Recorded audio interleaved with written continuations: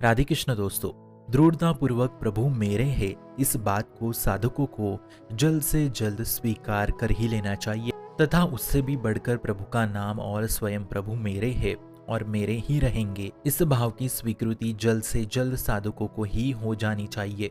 अगर नहीं तो भावों में वो प्रेम रस उत्पन्न नहीं होगा जिससे नाम जप में स्फूर्ति आ जाए और जिससे प्रभु रिझ जाए। इसी भाव के स्वीकृति से ही जन्म मृत्यु, विविध प्रकार की वासनाएं, द्वंद्व, नाना प्रकार के भोगों से हम छूट सकते हैं। और ठीक इसका उल्टा, ये शरीर मेरा है, इस बात की स्वीकृति आपने कर ली तो जन्म मृत्यु, वासना, द्वंद्व और भोगों में हम फंस जाते हैं। देखिए स्वीकृति का चमत्कार देखिए। जिसे आप अपना मानोगे वही चीजें आपकी भोगों का कारण बनेगी। इसलिए प्रभु को अपना मानोगे तो जन्म मृत्यु वासना भोगों से छूट जाओगे। वही किसी शरीर को, व्यक्ति को, स्थान को और अन्य वस्तुओं को अपना मानोगे तो जन्म मृत्यु में, वासना में, भोगों में फंसते चले जाओगे। बस इसी स्वीकृति से ही माया छूट भी सकती है और माया हावी भी हो सकती है। ठीक से समझिए, बस इसी स्वीकृति को हमें अपने हृदय में बैठाना है। संसार विषय भोगों की स्वीकृति समेट के एकमात्र आराध्य देव के चरणों में आ जाए, यही साधकों की असली साधना है। अभ्यास योग युक्तेन चेतसा नान्यगामिना, गीता जी में प्रभु स्वयं कहते हैं। अर्थात ऐसा अभ्यास जिससे उपासक योग से युक्त हो जाए वही असली उपासना है। अर्थात प्रभु के अलावा अपना चित्त कहीं और न जाए, ऐसा ही अभ्यास हमें करना चाहिए। ऐसा ठाकुर जी स्वयं गीता जी में कहते हैं।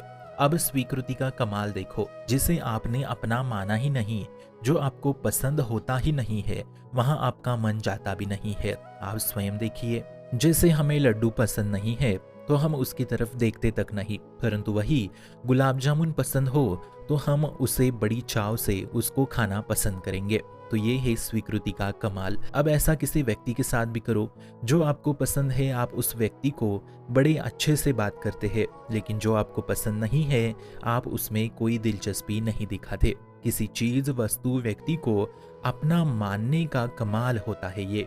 मगर यही स्वीकृति संसार से समेट के यदि प्रभु मेरे है इस बात में लगाए, प्रभु को अपना माने, तो आप चमत्कार देखते रह जाएंगे। संसार में रह के, गृहस्थ रह के बस स्वीकृति को प्रभु की तरफ लाना है। तो हमने मैं, मेरा, शरीर, व्यक्ति, वस्तु, स्थान को अपना माने हुए है, उसे ही स्वीकार कर बैठे है। इसलिए माया आपको वही परोस रही है।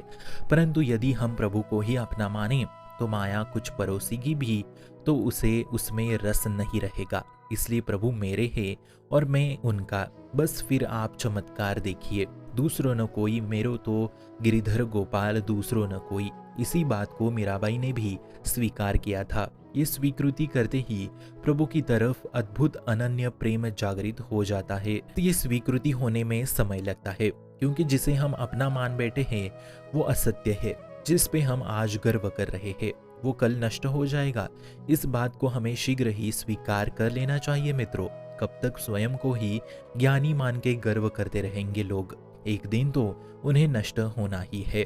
इसलिए इस बात को गंभीरता पूर्वक ले ले और मैं मेरा को छोड़ के मेरे प्रभु इस बात को स्वीकार्य करे। इस स्वीकृति में इतना दम है कि कुछ ही दिनों में आपके विचार नष्ट होने लगेंगे। जिस अवस्था में हो उस अवस्था में प्रेम की अनुभूति होने लगेगी। क्रोध शांत होता चला जाएगा, जलन की भावना मिटने लगेगी और केवल परमात्मा की ओर ही चित्त की डोर जाती रहेगी। ये सब कुछ अद्भुत परम परम आनंद है। आप इसे स्वयं से अनुभव करिए। तब जिस परम आनंद, परम सुख को हम बाहर ढूंढने में लगे थे, वो ही परम आनंद, परम सुख भीतर ही मिलने लगेगा। भीतर से वो मंद मंद मुस्कान, वो प्रभु की याद, बहुत खूबसूरत अनुभव होगा। यकीन मानिए, आप इसे आजमा लीजिए। कुछ नहीं है इस संसार में अपना मानने जैसा। सब जगह से धोखा ही मिलने वाला है। इसलिए प्रभु मेरे हैं और मैं उनका, मैं उनकी हूँ, इसी बात की स्वीकृति आज पक्का कर लो।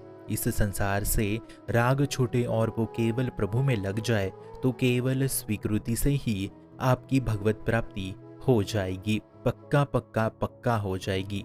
पक्का विश्वास कर लीजिए और स्वयं करके देख लीजिए। शुभम भवतु कल्याणमोस्तु।